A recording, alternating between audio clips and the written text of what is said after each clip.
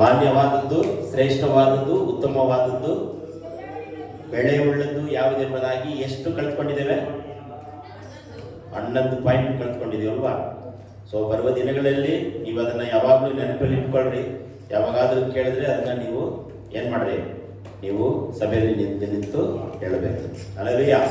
So ಈ ಭಾನುವಾರ ಯಾವುದರ ಕುರಿತು ಧ್ಯಾನ ಮಾಡ್ತೀವಿ ಅಂತ ಹೇಳಿದ್ರೆ,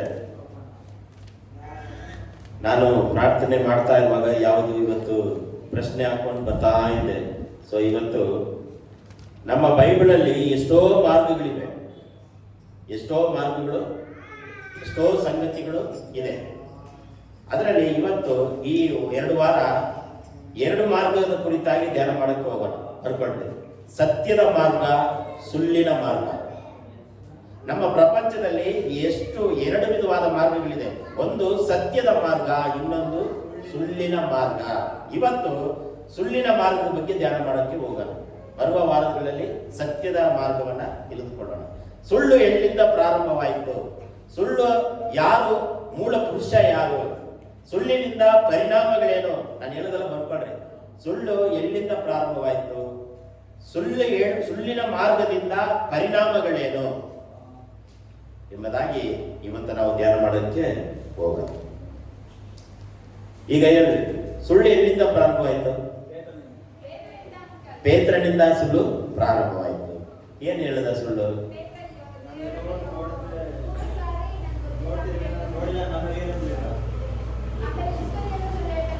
ಈಗ ನೀವು ಒಂದೇ ಸರಿ ಹೊಸ ಒಡಂಬಡಿಕೆ ಹೋಗ್ಬಿಟ್ಟಿದ್ರ, ಓದ್ರಿ ವಾಕ್ಯ. ಆದಿಕಾಂಡ 3:3. ಮೊದಲನೇದಾಗಿ ಸುಳ್ಳು ಹೇಳಿದಂತ ವ್ಯಕ್ತಿ ಯಾರಂದ್ರೆ ಅವಳು.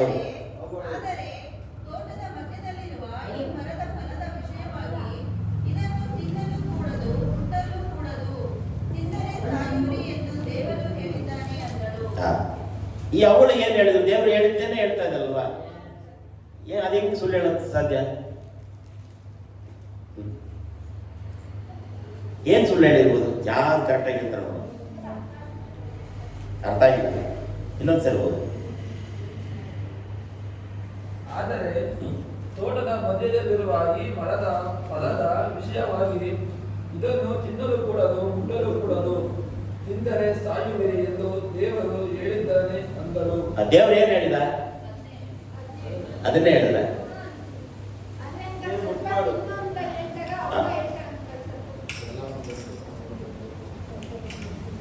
ವಾಕ್ಯ ಹೋದ್ರಿ 16, 2:16.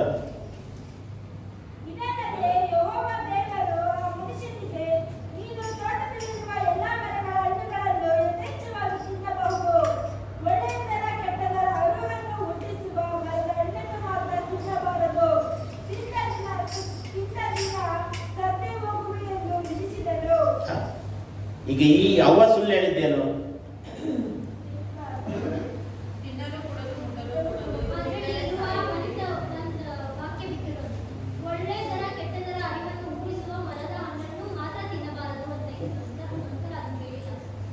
ಈಗ ನಾನು ನಿಮ್ಗೆ ಹೇಳ್ತೀನಿ ಅದು ಏನಂತಿಲ್ಲ, ಅದರಲ್ಲೇ ವಾಕ್ಯದಲ್ಲೇ ಕೊಡಲ್ಪಟ್ಟಿದೆ. ನೋಡ್ರಿ, ಪ್ರಪಂಚದಲ್ಲಿ ಎಲ್ಲವನ್ನ ನೋಡುವುದಕ್ಕೆ, ಮುಟ್ಟುವುದಕ್ಕೆ ದೇವರು ಅಧಿಕಾರವನ್ನ ಕೊಟ್ಟಿದ್ದಾನೆ. ಅರ್ಥ ಆಯ್ತು ನಿಮಗೆ? ಯಾವುದೇ ಹಣ್ಣನ್ನ ನೀವು ನೋಡಬಹುದು, ಯಾವುದೇ ವಸ್ತುವನ್ನ ಮುಟ್ಟಬಹುದು, ಆದ್ರೆ ತಿನ್ನಬಾರದಂತ ಹೇಳ್ತಿದ್ದಾರೆ. ಆದ್ರೆ ಇಲ್ಲಿ ಅವ್ವ ಏನ್ ಹೇಳಿದ್ರು ಗೊತ್ತಾ? ನೋಡಕೂಡುದು, ಮುಟ್ಟಕೂಡುದು ಅಂತ ಹೇಳಿದ್ದಾರೆ. ದೇವರು ಎಲ್ಲವನ್ನ ಮುಟ್ಟುವುದಕ್ಕೆ ಅಧಿಕಾರ ಕೊಟ್ಟಿದ್ದಾರೆ. ಅರ್ಥ ಆಯ್ತು ನಿಮಗೆ? ಸುಳ್ಳು ಹೇಳಿದ್ದೇನು ಗೊತ್ತಾ? ಮುಟ್ಟಕೂಡುದು. ದೇವರು ಅದನ್ನ ಹೇಳಿದನ? ಮುಟ್ಟಬೇಡ್ರಿ ಅಂತ ಹೇಳಿದ್ನ? ರಕ್ಷಿತಮ್ಮ, ದೇವರು ಏನ್ ಹೇಳಿದ? ಮುಟ್ಟಕೂಡುದು ಅಂತ ಹೇಳಿದ್ನ? ಮುಟ್ಟಬಾರ್ದಂತ ದೇವರು ಹೇಳೇ ಇಲ್ಲ. ಎಕ್ಸ್ಟ್ರಾ ಫಿಟ್ಟಿಂಗ್, ಎಕ್ಸ್ಟ್ರಾ ಹೇಳ್ತಾ ಇರೋದು ಅವ್ವ. ಮುಟ್ಟಕೂಡುದು. ಇಲ್ಲಿ ಹೇಳಿರೋದು ಏನಂದ್ರೆ ತಿನ್ನಬಾರದಂತ ಹೇಳಿರೋದು ಅಷ್ಟೇ. ಯೇಸು ಸ್ವಾಮಿ ಆ ಕೆಟ್ಟದ ಹಣ್ಣನ್ನು ತಿನ್ನಬಾರದು, ಮುಟ್ರಿ ಅಂತ ಪರ್ಮಿಷನ್ ಕೊಡ್ತಾನೆ. ಮುಟ್ಟಬಹುದು ನಾವು. ಆ ದೇಶದ ನಿಮ್ಮ ಮನೆಯಲ್ಲಿರುವಂತ ಎಲ್ಲಾ ವಸ್ತುಗಳನ್ನ ಮುಟ್ಟಬಹುದು, ನಿಮ್ಮಲ್ಲಿರುವ ಎಲ್ಲಾ ತೋಟದ ಮರಗಳನ್ನ ಮುಟ್ಟಬಹುದು. ಎಲ್ಲ ತಿನ್ನಕ್ಕಾಗತ್ತಾ? ತೋಟದಲ್ಲಿ ನಿಮ್ಮ ವ್ಯವಸಾಯದಲ್ಲಿ ಬೆಳೆಯುವಂತ ಎಲ್ಲಾ ಗಿಡಗಳನ್ನ ಮುಟ್ಟಬಹುದು, ತಿನ್ನಕ್ಕಾಗತ್ತಾ? ಇಲ್ಲ. ದೇವರು ನಮಗೆ ಅಧಿಕಾರವನ್ನು ಕೊಟ್ಟಿದ್ದಾನೆ. ದೇವರು ಹೇಳಿದ್ದು ಒಂದೇ ಒಂದು, ತಿನ್ನಬೇಡ ಅಷ್ಟೇ. ನೋಡ್ರಿ, ಬೇಕಾದ್ರೆ ಮುಟ್ರಿ, ಆದ್ರೆ ತಿನ್ನಬೇಡ್ರಿ. ಅವ್ವ ಹೇಳಿದ್ದು ಸುಳ್ಳು ಹೇಳಿ ಗೊತ್ತಾ, ಮುಟ್ಟಬಾರ್ದು. ಎಷ್ಟರವನ್ನ ಹೇಳ್ತಾರೆ. ಅದಕ್ಕೆ ಈಗ ಹೆಣ್ಮಕ್ಳೆಲ್ಲ ಏನಂತಾರೆ ಗೊತ್ತಾ, ಹೇಳಿದ ಪಾಯಿಂಟವನ್ನು ಬಿಟ್ಟು ಎಕ್ಸ್ಟ್ರಾ ಸೇರಿಸ್ತಾರೆ. ಹೇಳಿದ ಮಾತನ್ನು ಬಿಟ್ಟು ಎಕ್ಸ್ಟ್ರಾ ಏನೋ ಸಾಧನೆ ಮಾಡ್ಕೊಂಡು ಹೋಗ್ಬಿಡ್ತಾರೆ. ತಾನೇ ಅಂತೇಳಿ ಒಂದಂದ್ರೆ ಏನ್ ಮಲೇಶನ್ನ, ಹೌದಲ್ಲ? ಹೆಣ್ಮಕ್ಳಾಗ್ಲಿ ಗಂಡ್ಮಕ್ಳಾಗ್ಲಿ ಯಾರೇ ಆಗ್ಲಿ ಒಂದು ಮಾತನ್ನ ಇನ್ನೊಂದು ಮಾತನ್ನ ಸೇರಿಸಿ ಏನ್ ಮಾಡ್ತಾರೆ, ಹೇಳ್ಬಿಡ್ತಾರೆ. ಯಾವುದೆಲ್ಲ ವಿಚಾರ ಸುಳ್ಳು. ಆ ಸುಳ್ಳಿಗೆ ಮೂಲ ಪುರುಷ ಯಾರು? ಹೆಂಗೆ ಹೇಳ್ತೀರಾ ಸೈತಾನ್ ಅಂತ? ಏನ್ ಹೇಳ್ದ ಆ ವಾಕ್ಯ ಓದ್ರಿ, 3-4.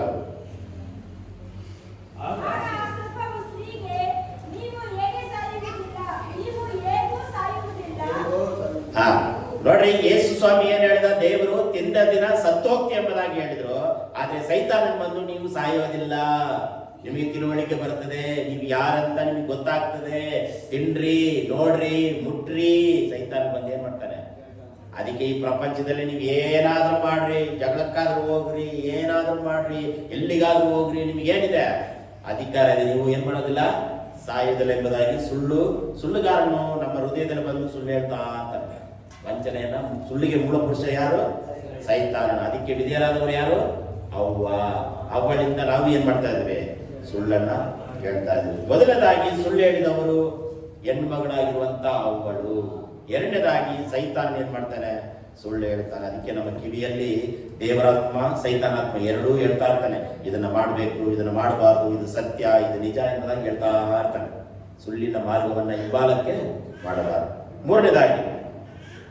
ಮೂರನೇದಾಗಿ ಯಾರು ಸುಳ್ಳು ಹೇಳಿರ್ಬೋದು?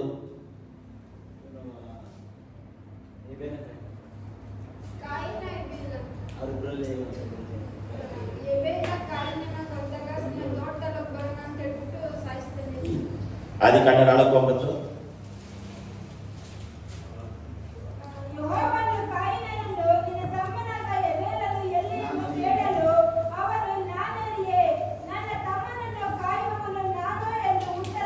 ದೇವರು ಕಾಯಿನನ್ನು ನೋಡಿ, ನಿನ್ನ ತಮ್ಮ ಎಲ್ಲಿ? ಇವಳಿಗೆಲ್ಲ ಗೊತ್ತಿದೆ. ಕರ್ಕೊಂಡು ಹೋಗಿ ಸಾಯಿಸಿರೋದು ಗೊತ್ತು, ಕಲ್ಲು ಹೊಡೆದು ಎಲ್ಲ ಸಾಯಿಸಿರೋದು ಗೊತ್ತು, ಊತಾಕಿರೋದು ಎಲ್ಲ ಗೊತ್ತು.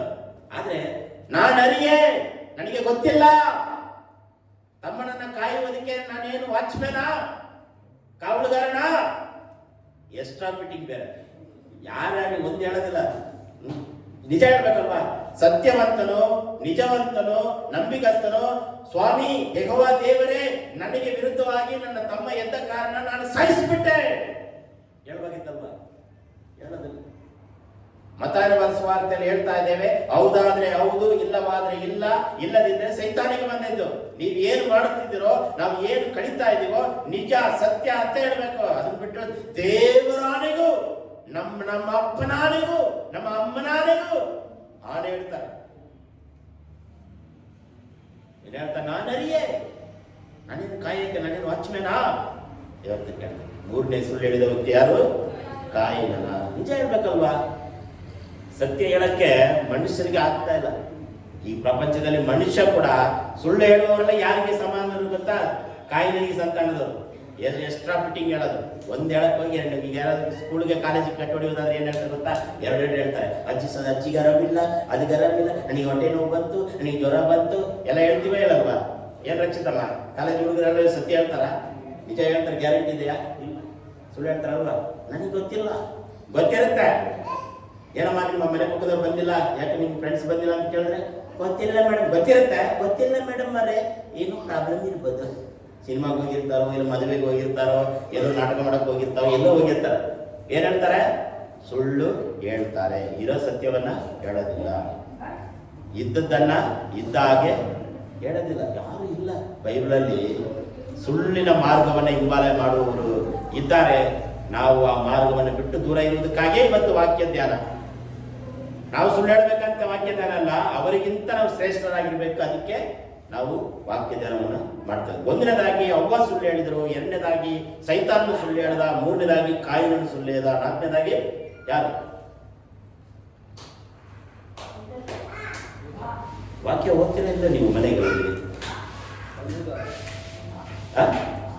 ಒಂದೇ ಸರಿ ಅಲ್ಲಿಗೆ ಹೋಗ್ಬೇಡ್ರಿ. 12ನೇ ಅಧ್ಯಾಯ ಆದಿಕಾಂಡ 12. ಅಬ್ರಾಹ್ಮನು ಒಂದು ಸುಳ್ಳು ಹೇಳ್ತಾ ಇದ್ದಾನೆ. ಏನೊಬ್ಬ ಅಬ್ರಾಹ್ಮನ ಮೂಲ ತಂದೆ, ಅಬ್ರಾಹ್ಮನ ದೇವರೇ, ಈಸಾಕನ ದೇವರೇ ಅಂತ ಹೇಳ್ತೀವಿ. ತನ್ನ ಹೆಂಡತಿಯನ್ನ ತಂಗಿ ಅಂತ ಹೇಳಿದ್ರು. ಯಾಕಂದ್ರೆ ಆ ಸಾರಳು ಬಹು ಸುಂದರಿ ಆಗಿದ್ರು. ತುಂಬಾ ಚೆನ್ನಾಗಿರೋರಿಗೆ ಏನ್ ಮಾಡ್ತಾರೆ, ಹೆಂಡತಿ ದೂರ ಬಿಟ್ಬಿಟ್ಟು ಹಿಂದೆ ನಡ್ಕೊಂಡು ಹೋಗ್ತಾ ಇರ್ತಾರೆ. ನೀನು ಹಿಂದೆ ಬರಮ್ಮ, ನಾನು ಮುಂದೆ ಹೋಗ್ತೀನಿ. ಕೆಲವರೆಲ್ಲ ಹಂಗೆ ಇರ್ತಾರೆ. ಅವ್ರು ನೋಡಿದಿರಾ? ಇವ್ ಕೆಲವರೆಲ್ಲ ಜೋಡೆ ಕೈ ಇಟ್ಕೊಂಡು ಹೋಗ್ತಾ ಇರ್ತಾರೆ ಹೊಸದಾಗಿ ಮದುವೆ ಆಗೋ ಟೈಮಲ್ಲಿ. ಆಮೇಲೆ 1 ವರ್ಷ 2 ವರ್ಷ ಆದ್ಮೇಲೆ ಹೆಂಡತಿ 1 ಕಿಲೋಮೀಟರ್ ಇರುತ್ತೆ, ಗಂಡ 1 ಮುಂದೆ ಇರ್ತಾನೆ.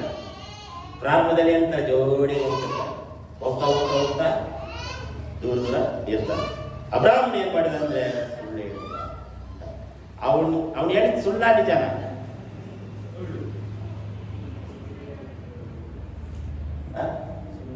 ಸುಳ್ಳು.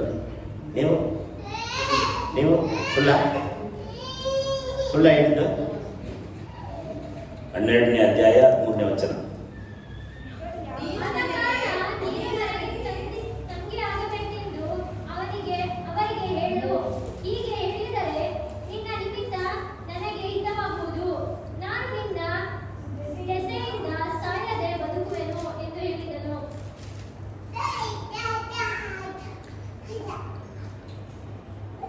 ನೋಡ್ರಿ, ಜೀವಕ್ಕೋಸ್ಕರ, ಜೀವನ ಮಾಡುವುದಕ್ಕೋಸ್ಕರ, ಮರಣದಿಂದ ತಪ್ಪಿಸಿಕೊಳ್ಳುವುದಕ್ಕೋಸ್ಕರ ಸುಳ್ಳು ಹೇಳುತ್ತಾರೆ.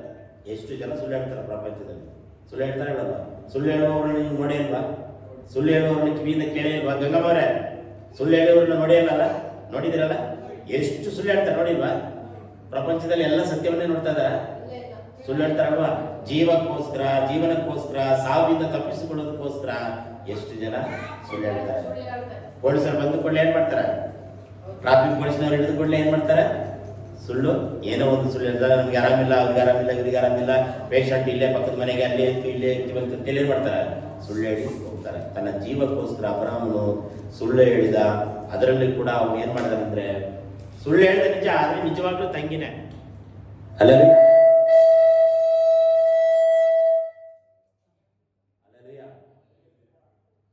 ಮೇಲ್ಗಡೆ ಬಿಡಬೇಡ್ರಿ, ಶಾಕ್ ಹೊಡೆದ್ಬಿಡ್ತಾವ.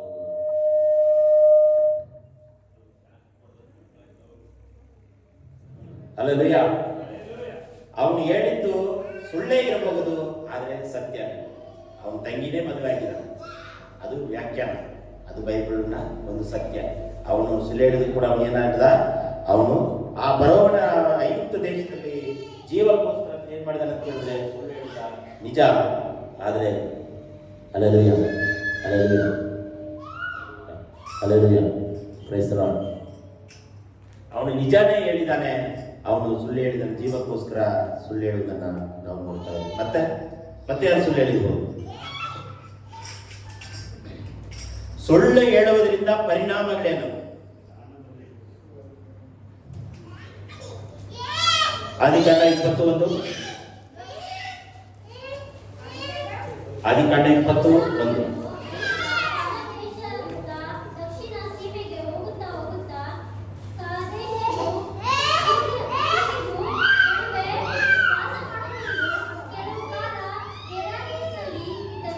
ಹಲ್ಲೆಲೂಯಾ. ನೋಡ್ರಿ, ಅಬ್ರಾಹ್ಮನು 2ನೇ ಸರಿ ಅದನ್ನ ಏನ್ ಮಾಡ್ತಾನೆ? ಸುಳ್ಳು ಹೇಳ್ತಾ ಇದ್ದಾನೆ. ಗಿರಾಣಿನ ಒಂದು ಐಗುಪ್ತ ದೇಶಕ್ಕೆ ಹೋದಾಗ, ಇನ್ನೊಂದು ಗಿರಾಣಿ ದೇಶಕ್ಕೆ ಹೋದಾಗ, ಅಲ್ಲಿ ಕೂಡ ಅದನ್ನ ಏನ್ ಮಾಡ್ತಾನೆ? ತನ್ನ ಹೆಂಡತಿಗೋಸ್ಕರ ಸುಳ್ಳನ್ನ ಹೇಳ್ತಾ ಇದ್ದಾನೆ. ಹಲ್ಲೆಲೂಯಾ. ಕೆಲವರೆಲ್ಲ ಏನ್ ಮಾಡ್ತಾರೆ ಅಂದ್ರೆ, ತನ್ನ ಜೀವಕ್ಕೋಸ್ಕರ ಏನ್ ಮಾಡ್ತಾರೆ? ಸುಳ್ಳನ್ನ ಸರ್ವಸಾಧಾರಣವಾಗಿ ಹೇಳ್ತಾರೆ. ಬಾಯಲ್ಲಿ ಸುಳ್ಳು ಸುಳ್ಳು ಸುಳ್ಳು ಸುಳ್ಳು, ಇಡೀ ವಂಶನೇ ಸುಳ್ಳು ಅಂತ ಹೇಳ್ಬಿಡ್ತಾರೆ ಕೆಲವರೆಲ್ಲ. ಅವ್ರು ಸುಳ್ಳುಗಾರ, ಮೋಸಗಾರ ಅಂತ ಹೇಳ್ತಾರೆ. ಹೇಳಲ್ವ? ನಿಮಗೆ ಸತತವಾಗಿ ಸುಳ್ಳು ಹೇಳ್ತಾ ಇದ್ರೆ ಅವ್ರು ಏನ್ ಮಾಡ್ತಾರೆ? ಅವ್ರು ಸುಳ್ಳುಗಾರ ಅಂತ ನಾವೇನ್ ಮಾಡ್ತೀವಿ? ಹೆಸರನ್ನ ಇಡುತ್ತೇವೆ. ಅಬ್ರಾಹ್ಮನು ಸುಳ್ಳು ಹೇಳಿದ. ಮತ್ತೆ ಯಾರು ಸುಳ್ಳು ಹೇಳಿದ್ರು? ತಲೆ ಓಡಿಸ್ರಿ, ಮೂಳೆ, ಮೆದುಳು, ಲೋಟ ಏನ್ ಸುಳ್ಳು ಹೇಳ್ದ? ಆದಿಕಾಂಡ 26:6 ಅಲ್ಲಿ ಈಸಾಕನು ರೆಬೆಕ್ಕಳು ತಂಗಿ ಅಂತೇಳಿ ಸುಳ್ಳು ಹೇಳ್ತಾ ಇದ್ದಾನೆ.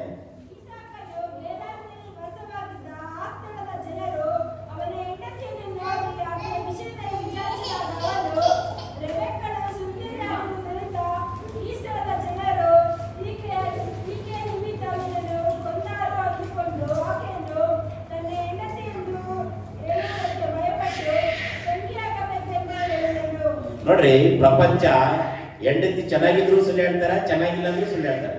ಹೆಂಡತಿ ಏನೋ ಕರ್ರಗಿದ್ರೆ ಸಾಕು, ಅವರು ನಮ್ಮ ತಂಗಿಯಪ್ಪ, ನಮ್ಮ ಪಕ್ಕದ ಮನೆಯವರು ಅಂತ ಹೇಳ್ತಾರೆ ಇಲ್ಲಲ್ವ? ಕೆಲವು ಸರಿ ಹೇಳ್ತಾರಲ್ಲ, ನೀವು ನಗದು ನೋಡಿದ್ರೆ ನೀವೆಲ್ಲ ನಿಜನೇ ಇರ್ಬೇಕೇನ. ಹೆಂಡತಿ ಸುಂದರವಾಗಿದ್ರೆ ತಂಗಿ ಅಂತಾನೆ ಏನೋ ರಿಲೇಷನ್ ಅಂತ ಹೇಳ್ತಾರೆ. ಕೆಲವರು ಕರ್ರಗಿದ್ರೆ, ಬ್ಲ್ಯಾಕ್ ಆಗಿದ್ರೆ ಏನ್ ಮಾಡ್ತಾರೆ, ಜೋಡಿಯಾಗಿ ಹೋಗಕ್ಕೂ ಆಸೆ ಪಡ್ತಾರೆ. ಹೌದಲ್ಲ? ನೆನ್ಕೊಂಡು ಬರೋಲ್ಲ, ಆಸೆ ಪಡ್ತಾರೆ. ಜೋಡಿಯಾಗಿ ಹೋಗಕ್ಕೂ, ನನ್ನ ಹೆಂಡತಿ ಅಂತ ಪರಿಚಯ ಮಾಡೋಕ್ಕೂ ಆಸೆ ಪಡ್ತಾರೆ. ಕೆಲವೊಂದು ಮನೆಗೆಲ್ಲ ಹೋದಾಗ ಹೆಂಡತಿ ಅಡಿಗೆ ಮನೆಗೆ ಕುತ್ಕೊಂಡಿರ್ತಾರೆ. ಫಾಸ್ಟು ಗೆಸ್ಟ್ಗಳು ಯಾರು ಬಂದ್ರೆ ಹೆಂಡತಿ ಕರೆದು ಪರಿಚಯ ಮಾಡಿಸಲ್ಲ. ಕೆಲವರು ಇವರು ನಮ್ಮ ಮನೆಯವರು, ಇವರು ನಮ್ಮ ಧರ್ಮ ಪತ್ನಿ, ಮೈಕ್ ಕೊಟ್ಟು ಅಭ್ಯಾಸ ಮಾಡಬೇಡ್ರಿ.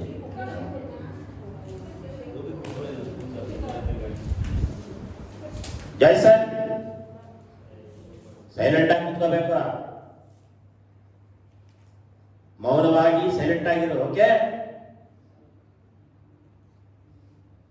ರಾತ್ರಿ ಮುಗಿಯುವವರೆಗೂ ಆ ಮಡಿಲನ್ನು ಬಿಟ್ಟು ಎದ್ದೇಳಬಾರ್ದು.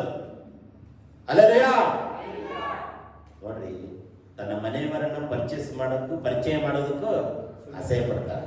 ಪರಿಚಯ ಮಾಡಲ್ಲ. ಇವರು ನಮ್ಮ ಮನೆಯವರು, ನಮ್ಮ ಹೆಂಡತಿಗೋಸ್ಕರ ಪ್ರಾರ್ಥನೆ ಮಾಡ್ರಿ, ನಮಗೆ ಪ್ರತಿದಿನ ಅಡಿಗೆ ಮಾಡಾಕ್ತಾರೆ, ಟೀ ಮಾಡಾಕ್ತಾರೆ ಅಂತೇಳಿ ಪ್ರಾರ್ಥನೆಯೂ ಹೇಳಲ್ಲ. ಅವ್ರ ಮನೆಯಲ್ಲೇ ಕುತ್ಕೊಂಡು ಅಡಿಗೆ ಮಾಡ್ಕೊಂಡು ಇಲ್ಲೊಂದು ಮನೆಗೆ ಅಂತ ತನ್ನ ಎಲ್ಲವೂ ಮಾಡ್ತಾರಲ್ವ, ಅವನ್ನೇನು ಮಾಡ್ತಾರೆ, ದೇವ್ರ ಮುಂದೆ ಪರಿಚಯ ಮಾಡೋದಿಲ್ಲ. ಸೊ ಹಾಗೆ ಅಬ್ರಾಹ್ಮನ ಜೀವಿತದಲ್ಲಿ ಸಾರಳನ್ನ ದೇವದೂತರಿಗೆ ಪರಿಚಯ ಮಾಡಿಸ್ತಾರೆ. ಇವರು ನಮ್ಮ ಧರ್ಮ ಪತ್ನಿ, ಇವರು ನಮ್ಮ ಸಹಕಾರಿಣಿ ಪರಿಚಯ ಮಾಡಿ ಊಟವನ್ನ ಬಡಿಸಾಕ್ತಾ ಇದ್ದಾರೆ. ಅದು ಬೇರೆ ಸಬ್ಜೆಕ್ಟ್. ಇದು ಸುಳ್ಳು ಹೇಳುವಂಥ ಸಬ್ಜೆಕ್ಟ್. ತನ್ನ ಹೆಂಡತಿಯನ್ನ ತಂಗಿ ಅಂತಾನೆ ಹೇಳಿದ್ರು. ಅದರಿಂದ ಬರುವಂತ ಪರಿಣಾಮಗಳು ಏನೇನಿದೆ ಎಂಬುದಾಗಿ ಅವರಿಗೆ ಗೊತ್ತಿಲ್ಲ. ಮತ್ತೆ ಒಂದನೇದಾಗಿ ಅವ್ವ ಸುಳ್ಳು ಹೇಳಿದರು, ಎರಡನೇದಾಗಿ ಸೈತಾನನು ಸುಳ್ಳು ಹೇಳಿದ. ಸೈತಾನನು ಸುಳ್ಳಿಗೆ ಮೂಲ ಪುರುಷ. ಆಮೇಲೆ ಕಾಯಿನನ್ನು ಸುಳ್ಳು ಹೇಳಿದ, ತನ್ನ ತಮ್ಮನ ಗೊತ್ತಿಲ್ಲ ಅಂತೇಳಿ. ಅಬ್ರಾಹ್ಮನು ತನ್ನ ಹೆಂಡತಿಯನ್ನ ತಂಗಿ ಅಂತ 2 ಸಾರಿ ಸುಳ್ಳು ಹೇಳಿದ. ಮೂರನೇದಾಗಿ ಈಸಾಕನು ರೆಬೆಕ್ಕಳನ್ನ ಸುಳ್ಳು ತಂಗಿ ಅಂತ ಸುಳ್ಳು ಹೇಳಿದರು. ಮತ್ತೆ ಈ ಸುಳ್ಳಿನಿಂದ ಬರುವಂತ ಪರಿಣಾಮಗಳು ಏನಂತ ಹೇಳಿದ್ರೆ, ಇನ್ನೊಬ್ರು ಯಾರು ಸುಳ್ಳು ಹೇಳ್ತಾರೆ? ಯಾರು ಹೇಳಿ?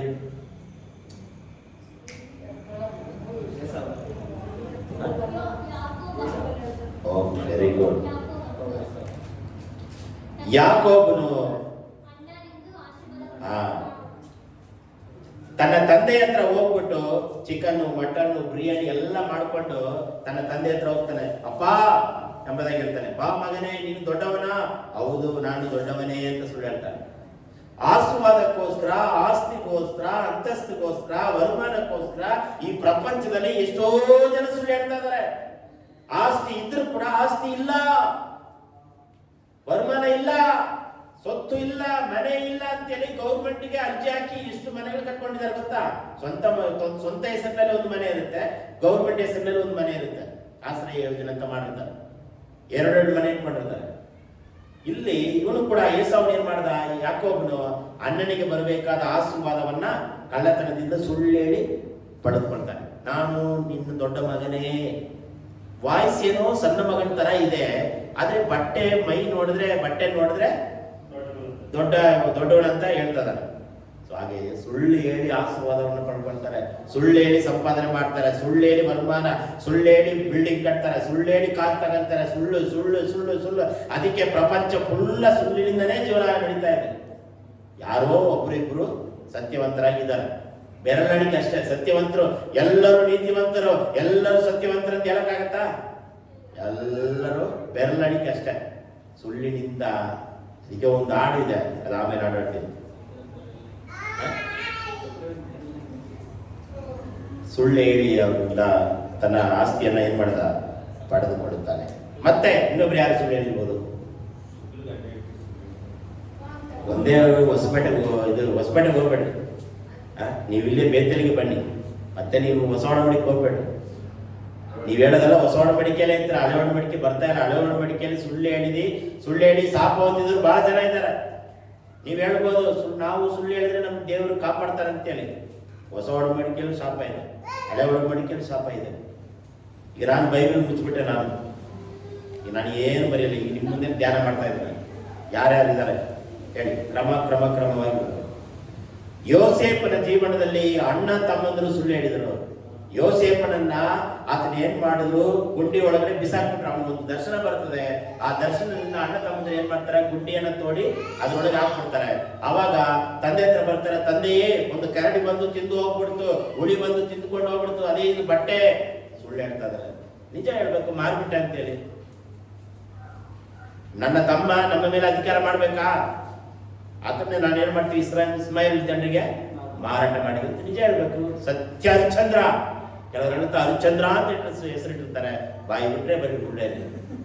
ಸತ್ಯ ಹರಿಶ್ಚಂದ್ರ ವಂಶದವರು ನಾವು ಅಂತ ಹೇಳ್ತಾರೆ. ಹಾಗೆ ಇವರು ನಿಜ ಹೇಳ್ಬೇಕಾಯ್ತು, ನಿಜ ಹೇಳಲಿಲ್ಲ, ಮಾರಾಟ ಮಾಡಿದ್ರು. ಅಲ್ಲೂ ಹೋದ್ರು ಕೂಡ, ಐಗುಪ್ತ ದೇಶದಲ್ಲಿ ಕೂಡ ಆತನ ಜೀವನದಲ್ಲಿ ಬರೀ ಸುಳ್ಳೆ. ಪೋರ್ಟಿಫರನ ಹೆಂಡತಿ ನನ್ನನ್ನು ಅವಮಾನ ಪಡಿಸೋದಕ್ಕೆ ಬಂದ ಅಂತೇಳಿ ಸುಳ್ಳು ಹೇಳ್ತಾರೆ ಗಂಡನ ಹತ್ರ. ನೋಡಿದ್ರ, ಅವಮಾನ ಪಡಿಸದಂತ ಬರ್ತಾರೆ, ಅದು ಕೂಡ ಸುಳ್ಳು. ಆ ಸುಳ್ಳಿನಿಂದ ಅವನಿಗೆ ಏನಾಯ್ತು, ಸೆರೆಮನೆಗೆ ಹೋದ. ಅಲ್ಲಿ ಕೂಡ ಅವನಿಗೆ ಇದು ಬಂತು, ಏನಂತ ಹೇಳಿದ್ರೆ ಅವನಿಗೆ ಐಗುಪ್ತ ರಾಜನಿಗೆ ಒಂದು ಕನಸು ಬೀಳುತ್ತೆ. ಅದಕ್ಕೆ ಮುಂದೆ ನೀವು ಬರ್ಕೊಂಡು ಬರ್ಬೇಕು. ನಿಮಗೆ ಅಸೈನ್ಮೆಂಟ್ ಕೊಡ್ತಾ ಇದ್ದೀನಿ ನಾನು, ಯಾವ ವಾಕ್ಯ ಎಲ್ಲಿದೆ ಅಂತ ಬರ್ಕೊಂಡು ಬರ್ತೀರಾ. ಅಸೈನ್ಮೆಂಟ್ ಏನು, ಪೋರ್ಟಿಫರನ ರಾಜನ ಮನೆಯಲ್ಲಿ ಒಂದು ಸುಳ್ಳು ನಡೆಯಿತು. ತನ್ನ ಹೆಂಡತಿ, ಪೋರ್ಟಿಫರನ ರಾಜನ ಹೆಂಡತಿ ನನ್ನನ್ನ ಅವಮಾನ ಪಡಿಸೋದಕ್ಕೆ ಬಂದಂತ ಸುಳ್ಳು ಹೇಳ್ತಾರೆ ರಾಜನಿಗೆ. ಅದು ಎಲ್ಲಿದೆ ಬರ್ಕೊಂಡು ಬನ್ನಿ. ಎರಡನೇದಾಗಿ, ಒಬ್ಬ ಅರಸನಿಗೆ ಕನಸು ಬಿಡುತ್ತೆ. ಕನಸು ಬಿದ್ದಾಗ ಅವ್ರು ಏನ್ ಮಾಡ್ತಾರೆ, ಕನಸಿನ ಅರ್ಥವನ್ನ ಯೋಸೇಫನಿಗೆ ತಿಳಿಸ್ತಾನೆ. ಅದನ್ನು ಹೋಗ್ಬಿಟ್ಟು ನೀನು ರಾಜನಂತ ಹೋಗುವಾಗ ನನ್ನನ್ನು ನೆನಪು ಮಾಡುವಂತ ಯೋಸೇಫನ್ ಹೇಳ್ತಾನೆ. ಅವನ ಜೊತೆಗಿರುವಂತ ಕೈದಿ ಏನ್ ಮಾಡ್ತಾನೆ ಅಂದ್ರೆ, ರಾಜನ ಹತ್ರ ಹೋಗಿ ಹೇಳ್ಬಿಟ್ಟು ಇದು ನಾನು ಕಂಡಂತು, ಇದು ನಿನಗೆ ಹಿಂಗಾಗುತ್ತೆ ಅಂತೇಳಿ ಸುಳ್ಳು ಹೇಳ್ತಾನೆ.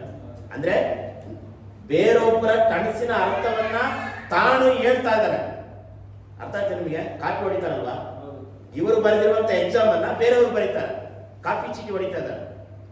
ಇವನಿಗೆ ಆ ದರ್ಶನ ಆಗಿರಲ್ಲ, ಅಲ್ಲಿ ಯೋಸೇಫನಿಗೆ ದರ್ಶನ ಆಗಿರುತ್ತೆ. ಯೋಸೇಫನು ಬಂದು ಇವನಿಗೆ ಹೇಳ್ತಾನೆ, ಇವನು ಬಂದು ನನಗೆ ಅದು ಕನಸು ಬಿತ್ತು, ನನಗೆ ಅದು ನಾನೇ ಅಂತ ಹೇಳ್ತಾನೆ. ಅರ್ಥ ಆಗ್ತದೆ ನಿಮಗೆ? ಅರ್ಥ ಆಗಿದೆ? ಬೇರೊಬ್ಬರ ದರ್ಶನವನ್ನ ತಾನು ಕಂಡನು ಎಂಬುದಾಗಿ ಸುಳ್ಳು ಹೇಳ್ತಾನೆ. ಅದರಿಂದ ಬರುವಂತ ಪರಿಣಾಮ ಅದೇ ಏನಿದೆ. ಆಮೇಲೆ ಹಳೆ ಒಡಂಬಡಿಕೆಯಲ್ಲಿ ಎರಡೇ, ಹೊಸ ಒಡಂಬಡಿಕೆಯಲ್ಲಿ ಒಂದು, ಹಳೆ ಒಡಂಬಡಿಕೆಯಲ್ಲಿ ಒಂದು ಧ್ಯಾನ ಮಾಡಿ ನಾವು ಕರ್ತನ ಭೋಜನೆಗೆ ನಾವು ಹೋಗೋಣ. 2 ವರ್ಷಗಳ ಪುಸ್ತಕ 5ನೇ ಅಧ್ಯಾಯ 20ರಿಂದ ನಾವು ಓದುವಾಗ ಅಲ್ಲಿ ಸುಳ್ಳು ಹೇಳ್ತಾರೆ. ಸುಳ್ಳು ಹೇಳಬಾರದು, ಮೋಸ ಮಾಡಬಾರದು, ಸುಳ್ಳು ಸಾಕ್ಷಿ ಹೇಳಬಾರದು, ಓ ಜನವೇ ಸುಳ್ಳಿನಿಂದ ಒಳ್ಳೆಯದಾಗದು.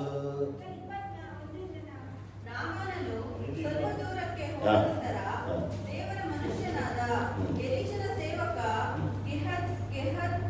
ಗೇಹಜಿಯು ಮನಸ್ಸಿನಲ್ಲಿ, ನನ್ನ ಯಜಮಾನನು ಆ ಅರಾಮ್ಯನಾದ ನಾಮಾನನಿಂದ ಏನು ತೆಗೆದುಕೊಳ್ಳದೆ ಅವನನ್ನು ಹಾಗೆಯೇ ಕಳಿಸಿ 5:20 2 ವರ್ಷಗಳ 5:20 ಯೆಹೋವನಾಣೆ, ನಾನು ಅವನ ಹಿಂದೆ ಓಡುತ್ತಾ ಹೋಗಿ ಅವನಿಂದ ಸ್ವಲ್ಪ ದೂರವನ್ನಾದರೂ ಬಾಚಿಕೊಂಡು ಬರುವೆನು ಅಂದುಕೊಂಡು ಹೊರಟನು. ನಾಮಾನನು ತನ್ನ ಹಿಂದೆ ಓಡುತ್ತಾ ಬರುವ ಗೇಹಜಿಯನ್ನು ಕಂಡು ರಥದಿಂದಿಳಿದು ಅವನನ್ನು ಎದುರುಕೊಂಡು ಕ್ಷೇಮವು ಎಂದು ಕೇಳಿದನು. 25 ಅವನು ಹೋದ ನಂತರ ಇವನು ತನ್ನ ಯಜಮಾನನ ಬಳಿಗೆ ಬಂದನು. ಎಲೀಷನು ಅವನನ್ನು, ಗೆಹಜಿಯೇ, ಎಲ್ಲಿಗೆ ಹೋಗಿ ಬಂದಿ, ಏನನ್ನ ಮಾಡಿದಿ ಎಂಬುದಾಗಿ ಪ್ರಶ್ನೆ ಕೇಳ್ತಾನೆ. ಅದಕ್ಕೆ ಅವನು, ನಿನ್ನ ಸೇವಕನಾದ ನಾನು ಎಲ್ಲಿಯೂ ಹೋಗಲಿಲ್ಲ ಎಂದು ಉತ್ತರ ಕೊಟ್ಟನು. ನೋಡ್ರಿ, ಒಬ್ಬ ಪ್ರವಾದಿ ಗೆಹಜಿ ಹತ್ರ ಬಂದು ಹೇಳ್ತಿದ್ದಾನೆ, ಗೆಹಜಿಯೇ ಎಲ್ಲಿಗೆ ಹೋಗಿದ್ದಿ, ಎಲ್ಲಿಂದ ಬಂದಿ ಎಂಬುದು ಕೇಳ್ತಾನೆ. ಇವ್ ನಿಜ ಹೇಳ್ಬೇಕೆ ಬೇಡ? ಗೆಹಜಿಯನು ತನ್ನ ಪ್ರವಾದಿಗೆ, ಸೇವಕರಿಗೆ ನಿಜ ಹೇಳ್ಬೇಕೆ ಬೇಡ?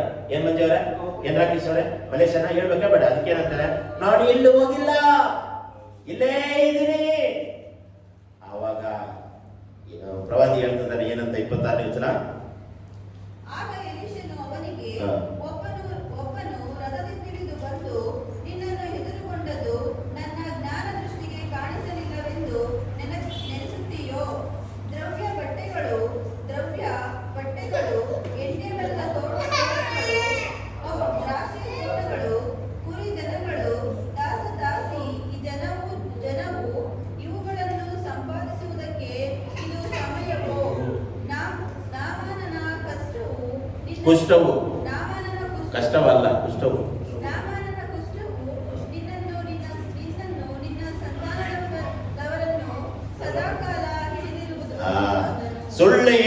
ಪರಿಣಾಮದಿಂದಲೇ ಕಿಗೇಜಿಯನು ಕೊನೆಯವರೆಗೂ ಆತನು ಕುಷ್ಠವನ್ನು ಹೊತ್ಕೊಂಡೇ ಜೀವನ ಮಾಡ್ತಾ ಇದ್ದ. ಅದಕ್ಕೆ ವಿಶ್ವಾಸಿಗಳೇ, ದೇವ ಜನರೇ, ಸುಳ್ಳು ಹೇಳಬೇಡಿರಿ, ಸುಳ್ಳಿನ ಮಾರ್ಗವನ್ನ ಬಿಟ್ಟು ಬಿಡಿರಿ. ಸುಳ್ಳು ಹೇಳಿ ಮೋಸ ಮಾಡಿ ಕಿಗೇಜಿ ಕುಷ್ಠರೋಗಿ ಆದನು. ಎಣ್ಣೆ ಮರಗಳನ್ನ, ತೋಟಗಳನ್ನ, ಬಟ್ಟೆಗಳನ್ನ ಈ ತೆಗೆದುಕೊಳ್ಳುವುದಕ್ಕೆ ಸಮಯವೋ? ಇವನಿಗೆಲ್ಲ ಗೊತ್ತಿದೆ ಪ್ರವಾದಿಗೆ, ಈ ಮನುಷ್ಯ ಎಲ್ಲಿಗೆ ಹೋಗ್ತಿದ್ದಾನೆ, ಈ ಮನುಷ್ಯ ಎಲ್ಲಿಗೆ ಬರ್ತಾ ಇದ್ದಾನೆ. ಅದಕ್ಕೆ ವಿಶ್ವಾಸಿಗಳಾದಂತ ನೀವು, ದೇವರು ನಮಗೆ ಜ್ಞಾನ ದೃಷ್ಟಿಯಲ್ಲಿ ಕೊಡ್ತಾರೆ. ಗಂಗಮ್ಮರೇ, ನೀವೇನು ಮಾತಾಡ್ತೀರಾ, ಮಲೇಷನ ನೀವು ಏನು ಯೋಚನೆ ಮಾಡ್ತೀರಾ, ಎಲ್ಲ ನಮಗೆ ಗೊತ್ತು. ನಾನು ನಿಂತ್ಕೊಂಡಿರೋ ಸಾಧಾರಣವಾದ ಧೂಳಿಗೆ, ಮನುಷ್ಯನಿಗೆ, ಉಳ್ಳಿಗೆ ಸಮಾನನಾಗಿರ್ಬೋದು. ನೀವು ನಡೆ, ನುಡಿ, ನಿಮ್ಮ ಮಾತುಗಳು ಎಲ್ಲ ಜ್ಞಾನ ದೃಷ್ಟಿಗೆ ದೇವರು ಏನ್ ಮಾಡ್ತಾರೆ, ತಿಳಿಯಪಡಿಸ್ತಾರೆ. ನೀವು ಮಾತನಾಡುವ ಮಾತುಗಳು, ನಿಮ್ಮ ಶೈಲಿಗಳು, ಏನು ಮಾತಾಡ್ತೀರಾ, ಹೆಂಗ್ ಬರ್ತೀರಾ, ಹೆಂಗ್ ಹೋಗ್ತೀರಾ, ಎಲ್ಲ ದೇವರು ಏನ್ ಮಾಡ್ತಾನೆ, ನಮಗೆ ಕಲಿಸ್ಕೊಂಡು. ನೀವು ತಿಳ್ಕೊಳ್ಬೋದು, ಹಿಂಗೆ ಉಲ್ಟಾ ಹೊಡಿಬೋದು. ನೀವು ನನ್ನ ಹತ್ರ, ಸೇವಕರ ಹತ್ರ ಉಲ್ಟಾ ಹೊಡಿಯೋಕ್ಕಾಗಲ್ಲ. ಇವನ್ ನೋಡಿ, ಗೆಗಿಜಿಗೆ ಏನೇನೋ ಹೇಳ್ದ, ಹೋಗ್ಬಿಟ್ಟು ಅಲ್ಲಿ ಹೋಗಿ ಇಲ್ಲಿ ಹೋಗಿ ಎಲ್ಲ ತಗೊಂಡ್ಬಂದು ಮನೆಗೆ ಬಚ್ಚಿಡ್ತಾ ಇದ್ದಾರೆ. ಮನೆಗೆ ಹೋಗಿ ಸುಳ್ಳು ವಾಕ್ಯವನ್ನು ಓದ್ರಿ. ಅದಕ್ಕೆ ದೇವರ ಸೇವಕರ ಹತ್ರ ಸುಳ್ಳು ಹೇಳಬೇಡಿ, ನಿಜ ಹೇಳ್ರಿ. ನೀವು ನಿಜ ಹೇಳಿದ್ರೆ ನಾನೇನು ನಿಮ್ಮನ್ನ ಕಟ್ಟಾಕ್ತೀನ, ಇಲ್ಲ ನಿಮ್ಗೆ ಏನಾದ್ರು ಇದು ಮಾಡ್ತೀನ? ಇದ್ದದ್ದನ್ನ ಇದ್ದ ಹಾಗೆ ಹೇಳ್ರಿ. ಸುಳ್ಳು ಹೇಳಿ ಮೋಸ ಮಾಡಿ ಕೆಗೇಜಿ ಕುಷ್ಠರೋಗಿ ಹಾಗೆ ನಾವು ಹೋಗಬಾರದು. ಶಾಪವನ್ನು ಹೊಂದಿಕೊಳ್ಳಬಾರದು, ವೇದನೆಯನ್ನು ಹೊಂದಿಕೊಳ್ಳಬಾರದು. ಸುಳ್ಳು ಹೇಳಬೇಡಿರಿ. ಸತ್ತರು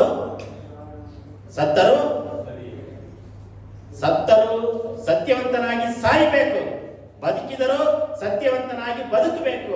ಸುಳ್ಳು ಹೇಳಿ ಬದುಕುವುದಕ್ಕಿಂತಲೂ, ಮೋಸ ಮಾಡಿ ಸುಳ್ಳು ಹೇಳಿ ನಾವು ಬದುಕುವುದಕ್ಕಿಂತಲೂ ಸಾಯುವುದೇ ದೇವರ ಹೆಸರಿನಲ್ಲಿ ಸಾಯಬೇಕು, ಬದುಕಿ ಉಳಿಯಬೇಕು. ಹಳೆ ಒಡಂಬಡಿಕೆಯಲ್ಲಿ ಸುಮಾರು ಸುಳ್ಳು ಹೇಳಿದ್ದಾರೆ ನಮ್ಮ ಬೈಬಲಲ್ಲಿ. ಸುಳ್ಳಿನ ಮಾರ್ಗವನ್ನು ಹಿಡಿದವರು ಬಹಳಷ್ಟು ಜನ ಇದ್ದಾರೆ. ಸುಳ್ಳು ಹೇಳಿ ಆಸ್ತಿ ಸಂಪಾದನೆ ಮಾಡಿಕೊಂಡು ಎಷ್ಟೋ ಜನ ಪ್ರಪಂಚದಲ್ಲಿ ಇದ್ದಾರೆ. ಇವತ್ತು ಸುಳ್ಳಿನ ಮಾರ್ಗವನ್ನು ನಾವು ಧ್ಯಾನ ಮಾಡ್ತಾ ಇದ್ದೇವೆ. ಹಳೆ ಒಡಂಬಡಿಕೆಯಲ್ಲಿ ಮೊದಲನೇ ಸುಳ್ಳಿಗೆ ಮೂಲಪುರುಷ ಯಾರು? ಸೈತಾನನು. ಸುಳ್ಳಿಗೆ ನಾವು ಅವಕಾಶವನ್ನ ಕೊಡಬಾರದು. ಕೆಲವರೆಲ್ಲ ನೀವು ಹೇಳ್ಬೋದು, ಅವರೆಲ್ಲ ಆಸ್ತಿಯಿಂದ, ಅಂತಸ್ತಿಂದ ಇದ್ದಾರೆ, ಅವ್ರ ವರುಮಾನದಿಂದ ಇದ್ದಾರೆ ಅಂತ ಹೇಳಿದ್ರೆ ಸುಳ್ಳಿನಿಂದ ಸಂಪಾದನೆ ಮಾಡ್ಕೊಂಡಿರ್ಬೋದು, ಮೋಸದಿಂದ ಸಂಪಾದನೆ ಮಾಡ್ಕೊಂಡಿರ್ತಾರೆ. ಬಡ್ಡಿ ಕೊಟ್ಟು, ಬಡ್ಡಿಗೆ ಗುಟ್ಟಿ ಕೊಟ್ಟು, ಚಕ್ರ ಬಡ್ಡಿ, ಆ ಬಡ್ಡಿ, ಈ ಬಡ್ಡಿ ಎಲ್ಲ ಕೊಡ್ತಾ ಇದ್ದಾರೆ ಕೆಲವರೆಲ್ಲ. ನೀವೆಲ್ಲ ಬಡ್ಡಿ ಕೊಡ್ತಾ ಇದ್ರಿ ಯಾರಿಗಾದ್ರು? ಇಲ್ಲ ಅಲ್ವಾ? ನೀವು ಯಾರಿಗಾದ್ರು ಬಡ್ಡಿಗೆ ಇಸ್ಕೊಂಡಿದ್ರಾ? ಬಡ್ಡಿಗೆ ಇಸ್ಕೊಂಡಿರಲ್ಲ. ಸೊ ಅವ್ರು ಏನ್ ಮಾಡ್ತಾರೆ, ನ್ಯಾಯವಾಗಿ ಬಡ್ಡಿ ಕೇಳ್ತಾರ. 1000ಕ್ಕೆ 100, ಮತ್ತೆ 1 ವಾರ ಕೊಟ್ಟಿಲ್ಲ ಅಂದ್ರೆ 200, 3ನೇ ವಾರ 300. ಈಗ ಅವರೆಲ್ಲ ಏನ್ ಮಾಡ್ತಾರೆ, ಶಾಪದ ಬಡ್ಡಿಯನ್ನು ತೆಗೆದುಕೊಂಡು ಸಂಪಾದನೆ ಮಾಡ್ಕೊಳ್ತಾ ಇದ್ದಾರೆ. ನಾವು ಸುಳ್ಳಿಗೆ ದೂರ ಇರಬೇಕು, ಸತ್ಯಕ್ಕೆ ಹತ್ತಿರ ಇರಬೇಕು. ಹಳೆ ಒಡಂಬಡಿಕೆಯಲ್ಲಿ ಸುಳ್ಳು ಹೇಳಿ ಮೋಸ ಮಾಡಿದ ಕಾರಣ, ಬಚ್ಚಿಟ್ಟ ಕಾರಣ ಕುಷ್ಠವು ಹತ್ತಿಕೊಂಡಿತ್ತು. ಬಹಳಷ್ಟು ಮಾರ್ಗಗಳಿದೆ. ಇನ್ನೊಂದು ಹೊಸ ಒಡಂಬಡಿಕೆಯಲ್ಲಿ ಒಂದೇ ಒಂದು ವಾಕ್ಯವನ್ನು ಧ್ಯಾನ ಮಾಡಿ ನಾವು ಮುಂದಕ್ಕೆ ಹೋಗೋಣ. ಅಪೊಸ್ತಲರ ಕೃತ್ಯ 5ನೇ ಅಧ್ಯಾಯ. ಸುಳ್ಳು ಹೇಳಿದ ಪರಿಣಾಮ ಗಂಡ ಹೆಂಡತಿ ಇಬ್ಬರೂ ಏನ್ ಮಾಡಿದ್ರು? ಸತ್ತೋದ್ರು. 5ನೇ ಅಧ್ಯಾಯ. ಅನನ್ಯ ಸಫರ್ಲೆ ಎನ್ನುವಂತ ಗಂಡ ಹೆಂಡತಿ ಸುಳ್ಳು ಹೇಳ್ತಾ ಇದ್ದಾರೆ. 1ರಿಂದ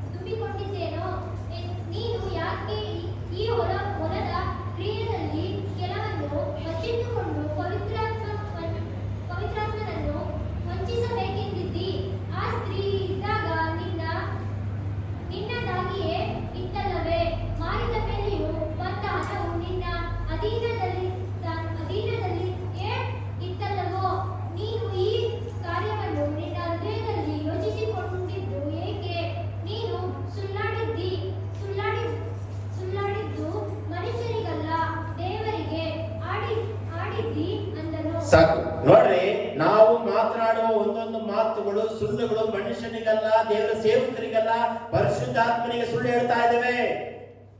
ಇಲ್ಲಿ ಗಂಡ ಹೆಂಡತಿ ಇಬ್ರು ಓದಿದ್ರೊಳಗೆ ಏನ್ ಅರ್ಥ ಆಯ್ತು ನಿಮಗೆ? ನಿಮಗೆ ಕೇಳ್ತಾ ಏನ್ ಅರ್ಥ ಆಯ್ತು ಹೇಳಿ? ಏನ್ ಅರ್ಥ ಆಯ್ತು? ಏನ್ ಘಟನೆ ನಡೀತಾ ಇದೆ ಹೇಳಿ? ಆಸ್ತಿಯನ್ನ ಮಾರಿದ್ರು.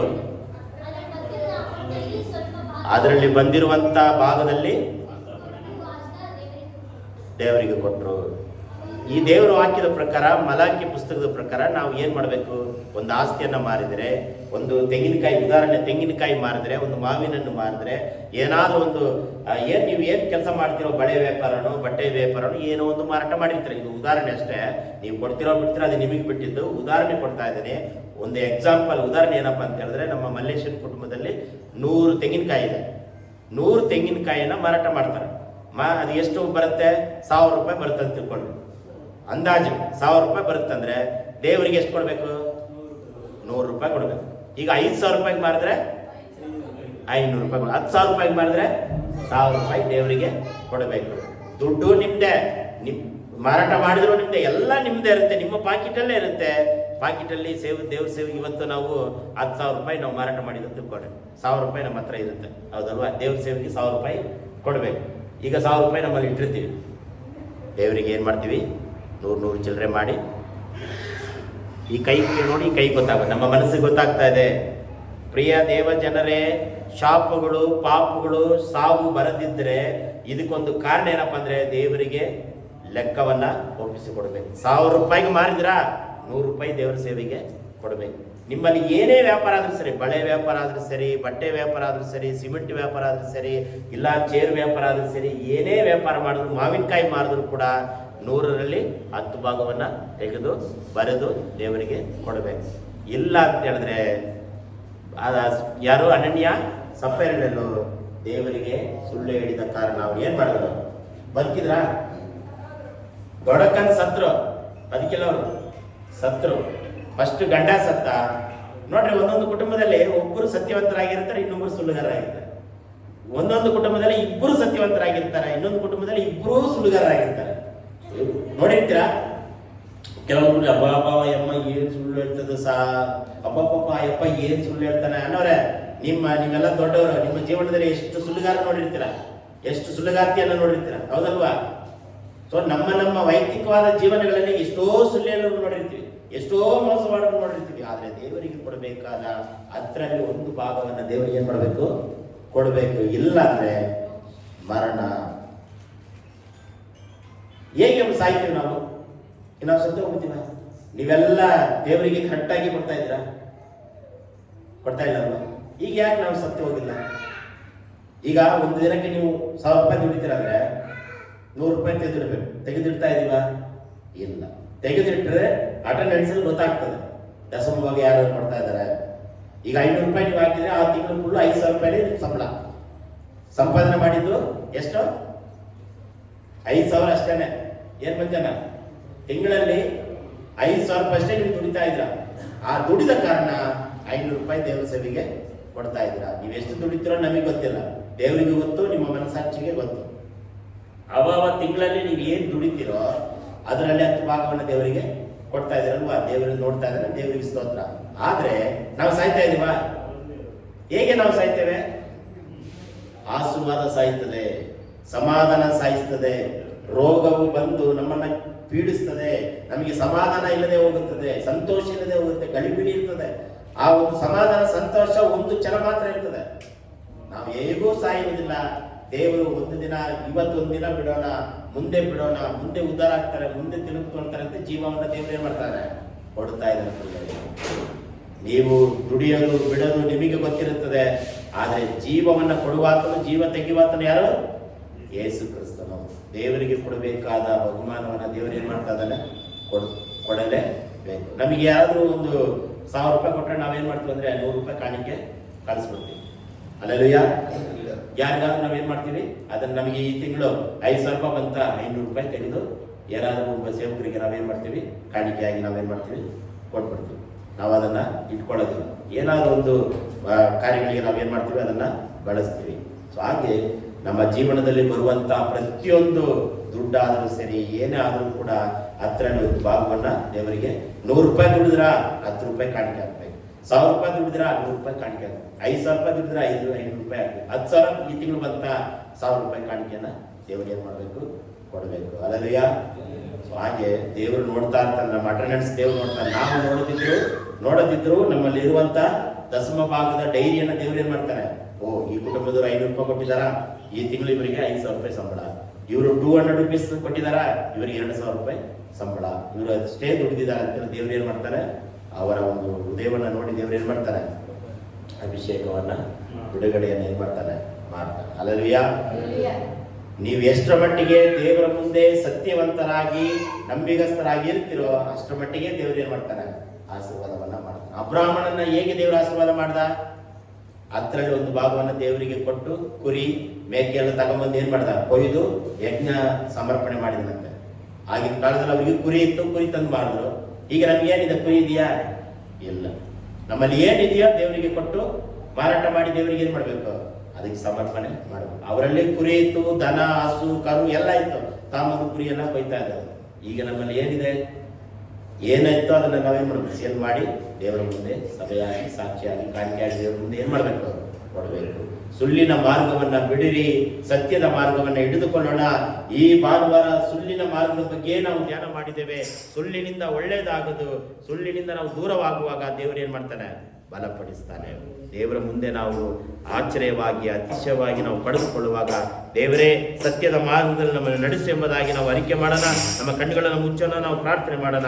ಯೇಸುವೇ ನಿನಗೆ ಸ್ತೋತ್ರವಾಗಲಿ. ಸುಳ್ಳಿನ ಮಾರ್ಗವನ್ನು ಬಿಟ್ಟು ಸತ್ಯದ ಮಾರ್ಗವನ್ನು ನಾವು ಹಿಡಿದುಕೊಳ್ಳೋಣ ಪ್ರಿಯರೇ. Hallelujah, hallelujah, hallelujah. ಪರಿಶುದ್ಧನೇ, ಪರಿಶುದ್ಧನೇ, ಪರಿಶುದ್ಧನೇ. ಯೇಸುವೇ ನಿನಗೆ ಸ್ತೋತ್ರವಾಗಲಿ. ಪ್ರಾರ್ಥನೆ ಮಾಡಿಕೊಳ್ಳೋಣ. ಕರ್ತನ ಪವಿತ್ರ ಭೋಜನ ಆರಾಧನೆಗಾಗಿ ನಮ್ಮನ್ನು ನಾವೇ ಸಿದ್ಧ ಮಾಡಿಕೊಳ್ಳೋಣ. ಯೇಸುವೇ ನಿನಗೆ ಸ್ತೋತ್ರವಾಗಲಿ, ಸ್ತೋತ್ರವಾಗಲಿ. ಎಲ್ಲರದ್ದು ನಿಂತುಕೊಳ್ಳೋಣ, ಎಲ್ಲರೂ ನಿಂತು ಸಾಲಾಗಿ ನಾವು ನಿಂತುಕೊಳ್ಳೋಣ.